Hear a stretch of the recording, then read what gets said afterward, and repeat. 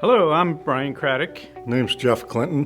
Hi, I'm Larry Fuller. I recently decided to make a career change. Last July, my wife said, "You're retired and you need to do something." I was making a career change, quit my full-time job that I'd had for 17 years prior to that. That kind of put the bug in my ear, and Did some investigating and came across the NRVIA website. I came first week of December and went through the basics class and learned a lot more about the rest of the classes that could be taken. and during the basic class, I already knew, because I'd already talked to Howard, that I kind of wanted to follow the inspector track. I made the decision to join the NRVIA class, get trained, and Start with the inspector part of it, and I'm going to stay for the next 4 weeks and finish up all the tech stuff too.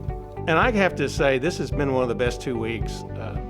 Howard, it makes you want to do well. He gives you the knowledge you need, and That's going to become my new career. just graduated and certified NRVIA inspector. I'm proud of that. you feel great about being a professional RVIA inspector. And so I'm tickled to be here. I've had a great time. My classmates have been really supportive, and I can't recommend it more than sign up, become an NRVIA inspector. You'll never regret it.